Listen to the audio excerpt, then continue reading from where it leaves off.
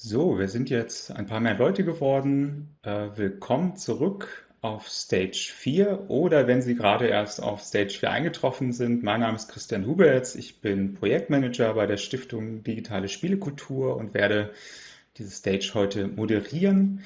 Wir werden jetzt gleich in englische Sprache wechseln, weil unsere nächste Referentin uns zugeschaltet ist aus Sussex. I will now switch to English and like to introduce to you Dr. Victoria Grace Walden. She is a senior lecturer in media at the University of Sussex, and her research investigates digital specificities in the context of Holocaust memory. Complicated word. Yeah, she's an academic advisor for the Imperial War Museum and the computer game A Tale of 1942, and an editor-in-chief for Digital Holocaust Memory, a website she will probably also show us in the next few minutes.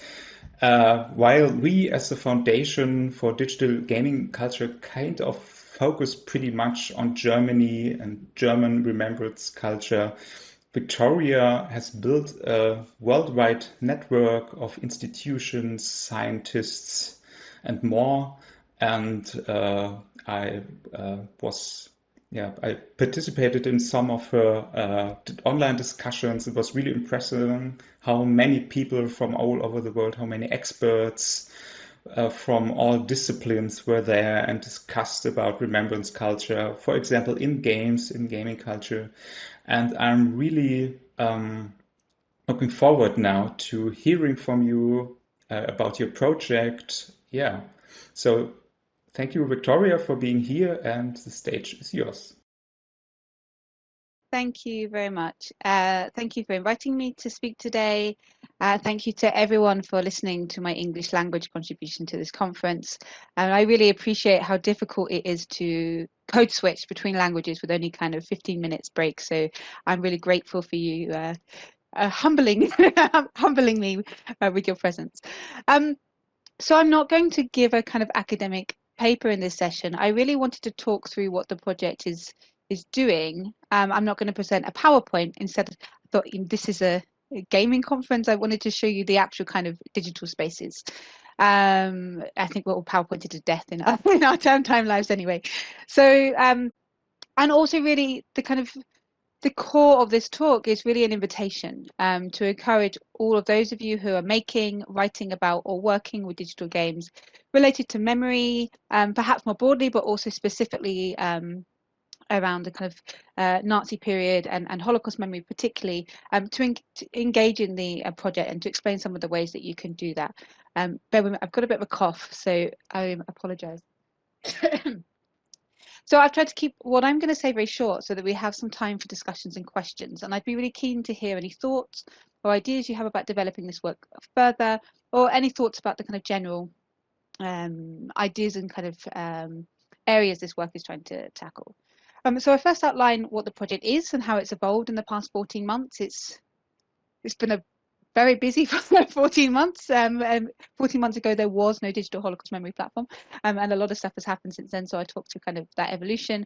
And then I want to move on to discuss the next steps of the project and explain the different ways we're looking for participation and collaborators in that way. So the project had quite humble beginnings last April when I created a Twitter and Facebook account and a WordPress blog just to track and publicize the research I was developing about digital Holocaust memory work across the world. And the reason for creating these spaces was really initially to make funders look and go, oh, this project's real. It's a serious thing that someone is doing. And I just share with you what those look like. And also shameless self-promotion. You can see the see the Twitter account there. So at Holocaust Digi is the Twitter account, Digital Holocaust Memory, and then the Facebook account, Digital Holocaust Memory, and then the platform with the same name. And so the platform, I think it was March this year, was acquisitioned by Reframe, which is an in-house digital publisher at the University of Sussex, which specialises in innovative digital academic projects that are open access. So I was very grateful for that to be taken over, and I no longer have to pay for the WordPress site, which is which is always a bonus. So as I said, it had these kind of humble beginnings. It was just a space really to tell people what I was doing and try and kind of track projects using social media by sharing posts of different digital projects that were going on. Now, of course, this was at the same time, although obviously in no way did I plan this, with the beginning of lockdowns across Europe.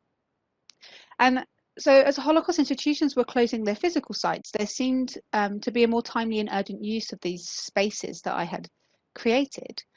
Firstly, as a commentary on the shift to online-only public engagement and education in relation to Holocaust memory, especially as the pandemic coincided with the 75th anniversaries of the end of World War II and the liberation of the last Nazi concentration camps.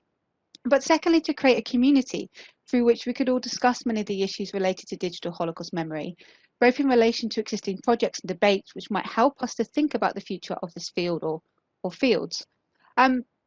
And I think that became kind of particularly pertinent when, we were all sitting at home. We were very disconnected from everyone. A year before, many people that were kind of became part of this network had been at the conference run by the European Holocaust Research Infrastructure in the Netherlands. We'd all been there in person, in real life, clinking glasses, talking to each other.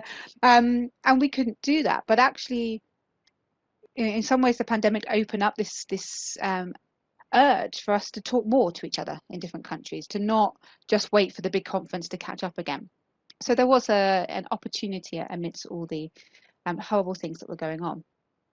So from that, the project developed 3 aims, which were certainly kind of deviated somewhat from my initial kind of, theoretical project I was trying to do. The first was to map the digital Holocaust memory scope, including institutional and amateur projects, and also potentially corporate and other projects outside of the heritage industry. To interrogate the newness of digital Holocaust memory and understand it in relation to both media, museum, and memory histories, and the contemporary digital logics and cultures that we live with today. And then to establish a network of heritage and archive professionals, academics, amateur and professional media producers, and digital audiences and users, however broad that category might be, to explore potential digital futures for Holocaust memory together. So the mapping part of this project involves, at the moment, a critical academic blog, and will eventually, when fieldwork is more possible, and I have fingers, noses, toes crossed that these doors will open soon from the UK. Will then hopefully include an interactive world map with walk and playthroughs of different digital Holocaust projects tagged to it, alongside interviews with curators, educators and designers, academic critique, and further details about the technical specifications. I'd originally planned to do a kind of, one of these boring academic monographs that we like to do in academia. And someone at a conference quite recently said, just don't do that. Just do the digital thing. Why do we need to have books in the digital? If it's about the digital, why not make it this really interactive online space with all these things just there for people to explore and the different voices to come to the fore? And I think that's a great idea. And it's something that I wanted to do and maybe was being slightly held back by the leashes of academia in the UK saying you must have a book. So I'll just show you some of the blog posts here that might be of particular interest to colleagues here. Obviously there's more beyond this. So our most recent one was about interactivity in Holocaust memory. So it's looking at apps, the interactive biographies, the Anne House VR that was in the session earlier this afternoon is on there as well. We run a student competition with students at the Hebrew University in Jerusalem, thinking about computer games in the Holocaust. And after a teaching session, they were asked to design an idea for a computer game and explain why gaming would be particularly useful to exploring this particular historical moment. A guest blog by Kate Marison in the UK called Reading Call of Duty, World War II as Digital Holocaust Memory. Finding virtuality in virtual Holocaust museums, again, Anne Frank is mentioned here, but other versions of virtual museum tours are there as well. And then finally by Tabea Biedman, who I know has been part of this conference as well, a blog about playing memories, digital games as memory media. So there's, I think, increasingly more stuff on games in there than other digital stuff now. So in relation to the second aim of the project, this to me speaks to 2 recurring patterns. The first is that much institutional engagement with digital technologies for Holocaust memory seems to work within pre-digital media logics. So by institutional here, I mean kind of heritage institutions, Holocaust education institutions. And by pre-digital media logics here, I'm thinking about the way that museums and organisations broadcast commemoration events through the digital. So they have an online commemoration, it's really what commemorations were before in a very televisual way, broadcast out to audiences. It's not necessarily using network communication but to its full potential. And another example would be the way of museums remediate their exhibition spaces in virtual environments. So rather than create a kind of a different idea of what the virtual online museum might be, this is our physical museum and we've taken photographs of it and now you can explore it from your computer and go around the space.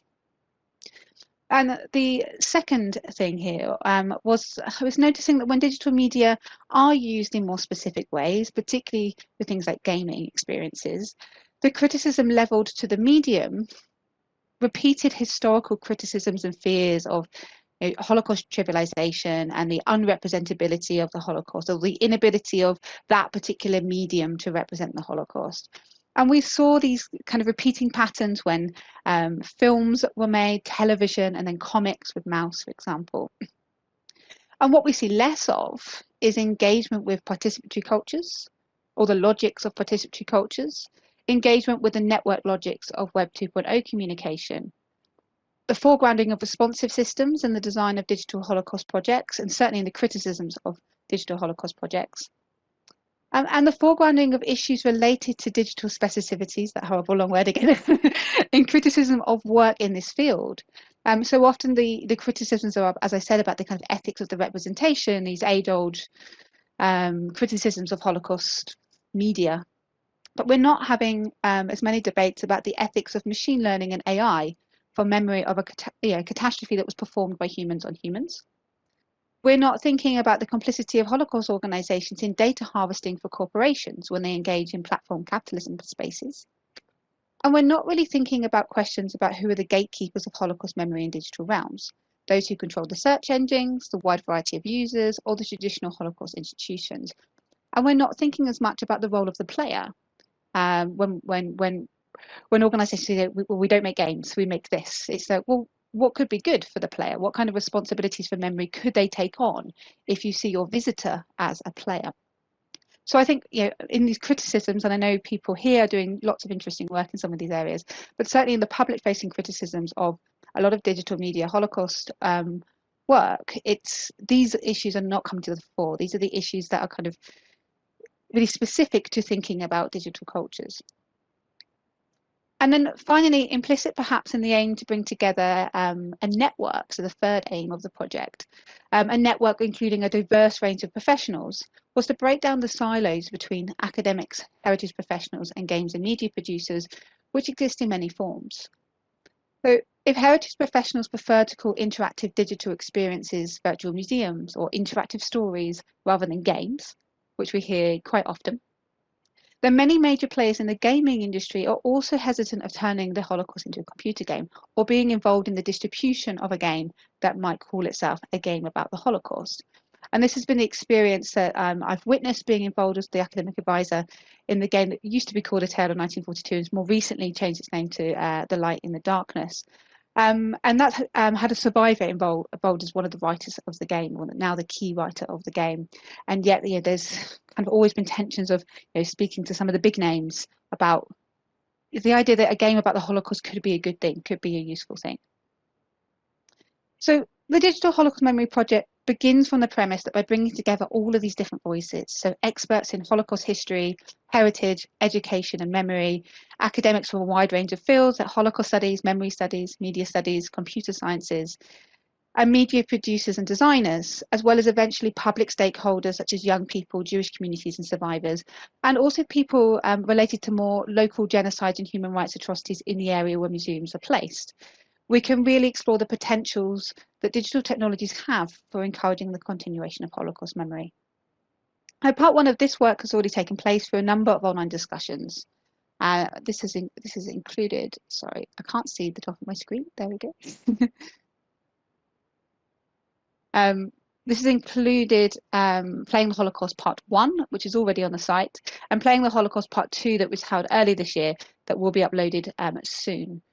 And both of these concentrated on the potential of gaming for Holocaust memory. One was a kind of academic panel, and another one was people who were involved in the production of games about the Nazi period, or making in the process of making games specifically about Jewish experiences of the Holocaust. So, as I said, whilst many Holocaust organisations are still wary of the idea of games being used for Holocaust memory, it is a growing area, as this conference has exhibited and as the number of people here exhibits. It's an area of interest and an area where there's an increasing amount of writing and discussion and production. And it's one that has as much potential as raises challenges for thinking about how things like player interactivity, system responsiveness, animated graphics, and playful forms of narrativization can have a role in the future of Holocaust memory. After the first of the online discussions focused on gaming, we established a Discord server to continue the discussion. It's been a little dormant with the continuation of online teaching through the spring term, but this is one of the ways that you can engage in the project if you want, and you can register to join the server on the main page of the website, which is just down here, Holocaust and Computer Game Discord server. I'll show you just a quick view of the server. So we have a general chat, which is where most of the conversation has been happening. And what we wanted to do out of the online discussion was to create some spaces for very specific debates that had been discussed there. So there's still kind of work in progress on this, but we have channels on kind of what is a game and what can games be, immersion versus critical distance, agency versus control, beyond games as text, and non-Holocaust related atrocities and games. We also, on the site, has a crowdsourced reading list. So if you have readings you think are missing from that list that you think people should be engaging with, then propose them via the contact area of the website, and you'll be thanked as a contributor to that reading list. So far, the online discussions have featured heritage and Holocaust educational professionals from the US, South Africa, Australia, the UK, Poland, the Netherlands, Germany, Norway, Serbia, and Israel. I think I've included everyone there. And academics from the UK, Germany, Poland, Israel, Denmark, Italy, Spain, Hungary, and Switzerland, as well as game designers from the US, UK, and Germany. And some people move between those different fields of academics who work in heritage and academics who are game designers as well. What you can see on the screen here is just a snippet from our end of year report at the end of 2020. And that showed that visitors to the blog, and obviously this is dependable on whether people are going through a VPN, but the data that we have suggests that users are coming from 87 nations. And I know regular participants of the online discussions are stretched across the US, Argentina, South Africa, most of Europe, Japan, India, and Australia. So people have been joining us at incredibly unsociable times or trying to follow up also and later with recordings.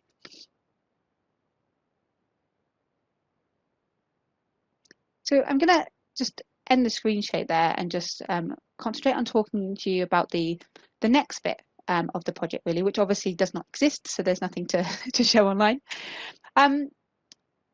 And as I said at the beginning of the talk, this is very much an invitation. And I really want to spend quite a bit of time now explaining how you could get involved in the next stages of the project. And I really welcome that. It's one of the great things that has come out of this project. As I said, it was kind of this is what I'm doing, advertising that online, and it's become this amazingly beautiful process of collaboration. And I'm constantly learning from other people, and people are learning from each other. And it would be great to have more people involved in that network.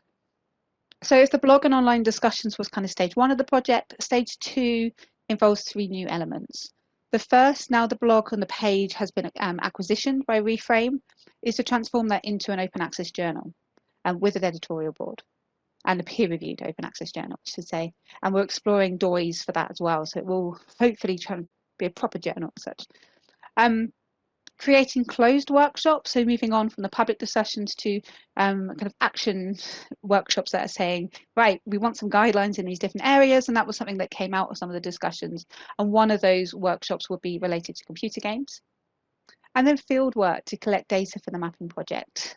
So including those interviews with curators, educators, designers, walkthroughs, playthroughs with different people talking about these projects, and public workshops as part of that as well.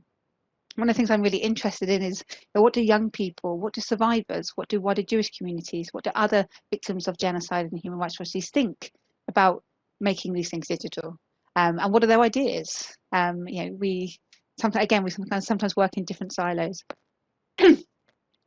So as I said, each of these work packages requires participants, because I quite enjoy sleep, and I think it's far too much work for one person or a handful of people even to do this work. So for the editorial board, I'm really keen for this to have a wide range of individuals from different stakeholder groups. As I said, not just academics. Again, we get breaking down the silos. So heritage professionals, media designers, developers, people from different career levels too. The kind of basic commitment there would be people being, each editor would be asked to source 4 or 5 journal articles a year, and maybe review the same number, but these are short pieces, like 2,000 to 4,000 words each, and attend a couple of board meetings online. But there'd also be opportunities for people to focus on social media or the Discord moderation and getting those discussions going on Discord, which I think are really important work for doing digital editorial work. And then for the closed workshops, I'd really invite anyone researching or working on computer games and traumatic histories to participate. One of the things I want to do with each of these workshops is not just invite people in the kind of Holocaust studies again silo. It's thinking actually we can learn a lot about how other people are using games, for example, in other contexts, or how VR is being used, or 360-degree tours are being used for other kinds of memorials, and learn from each other. And the aim of this part of the project is to bring different stakeholders together to design some thorough guidelines that we can publish on the site. And obviously, in terms of games, there's been some fantastic work being done here already in Germany by the Stiftung Digitale Spielekultur. And it's to build on that and bring more voices into that as well. And then finally, whilst I was originally aiming to do the fieldwork part of this project as an independent fellowship, and you can see that this is grown into a much bigger project than that, the one thing I've learned from developing this project is that collaboration makes the best work. And if there's one thing I've learned from the pandemic, or I think we've all learned hopefully, is that international travel, as much as we love it, is not so necessary, and researchers could all be doing far more for the environment. And therefore, for me, developing an international team situated in different regions, where each regional part of the team is focusing on the project local to them, seems far more efficient and productive than me swannying around the world on Ryanair and EasyJet flights at the cost of the university. And it would also mean a wide variety of languages and cultural sensitivities are covered by the research team. And I think that's something that's coming out in my research more and more in this area, is the Holocaust memory means something very different in every single country and in the institutions there. And then how they work with the digital, that's impacted by those cultural differences. And there's a clash that happens when the digital opens up these kind of transnational memory spaces. So, as I said, I would invite those of you interested in potentially becoming co-investigators in a kind of global piece of fieldwork to get in touch, and we can look at applying for major grant funding. I wouldn't be asking you to do that for free. Your time, come and collaborate on that work. And to make it kind of easier, I've just created a quick doc here that has a quick Google form where you can say if you'd like to be involved in the editorial board, or in the workshops as a participant, or in kind of collaborating on trying to get a big project going. And also, as I said, the project in its current state, you can also get in touch by the contact form on the website to propose a blog post, suggest some readings that are missing, or register to join the Discord server as well.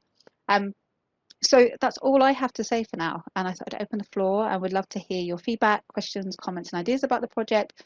Or your reflections about the future of computer games for Holocaust memory more generally. I'll just share my screen again so you can see the Google form there, and the website, Twitter, Facebook, email information. And I'll leave that up for a few minutes. Thank you.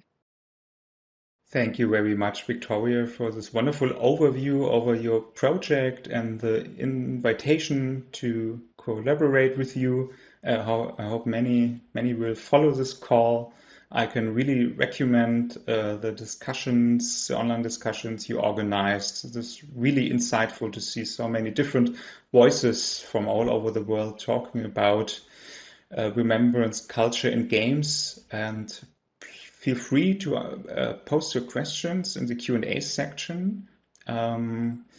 We still have some minutes left, but maybe I begin with half commentary, half question. So from our perspective as the foundation of digital gaming culture, we are always, on the one side, we see this concern about, or in the context of games, showing the Holocaust or trying to talk about the Holocaust.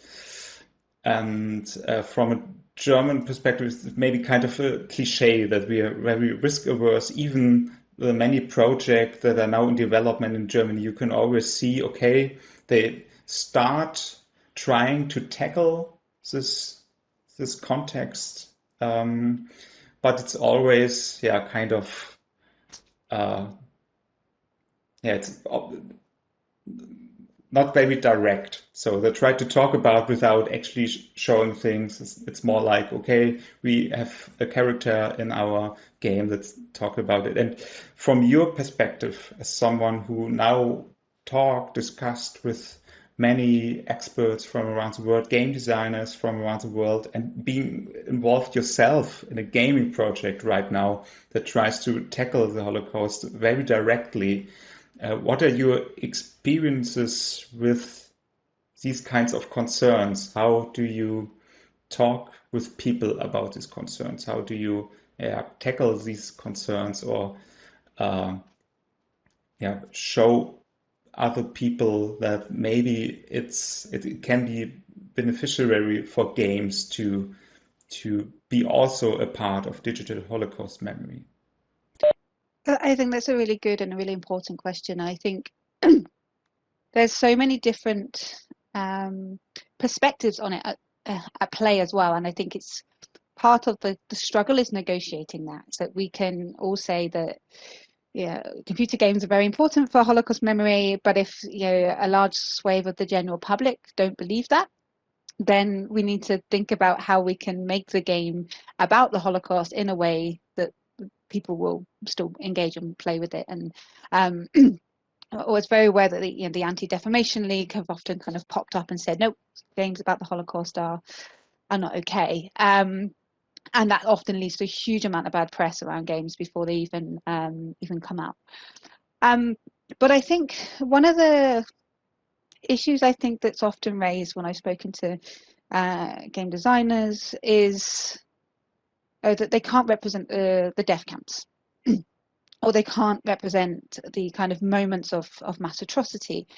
But I don't think that's a new issue. Museums increasingly try to avoid the kind of the way the Imperial War Museum's galleries used to have these kind of big images of the deceased victims at concentration, the kind of piles of bodies at Bergen-Belsen is quite a famous image they would show. And that doesn't mean they don't have a gallery about the Holocaust. If you take those images out, it doesn't mean you're not teaching about the Holocaust in a classroom if you don't have atrocity images. And I think once you kind of work with designers to say, well, does your Holocaust story have to be in the camps? And if it is in the camps, does it have to show inside the gas chamber? Does it have to show a death march? Does it have to show executions? I know I think these are questions to be had and discussions to be had, because there might be instances where a game designer says, well, yes, it has to be, because that is genocide. That is the moment of mass murder, which classes this as genocide. And the same way that some filmmakers have made that decision to take us into the gas chamber or to allow us to see executions. And I think it's always about kind of coaching with questions in that way. Why are you there? Or why are you not there as well? And I think one thing that has been raised more recently to me by several designers is, okay, I'm going to go into a concentration camp, but that's where the story is not going to be interactive. And one of my questions in that respect has always been, well, the Holocaust didn't just happen in the concentration camp. People were killed in the town, or people were persecuted in the town. So why are you okay with interaction there and not in the concentration camp? So that I guess that's how I I always pride the conversations with people is questions, because I think it's always about being able to justify your choice. There's never I never want to prescribe a way that one should make a game about the Holocaust, because this is a difficult subject. But we should never be prescribing that to anyone about any history or any representation. But helping people really think through their own ethical dilemmas and their own ethical barriers in dealing with this past, I think, is the kind of the key to that process, really.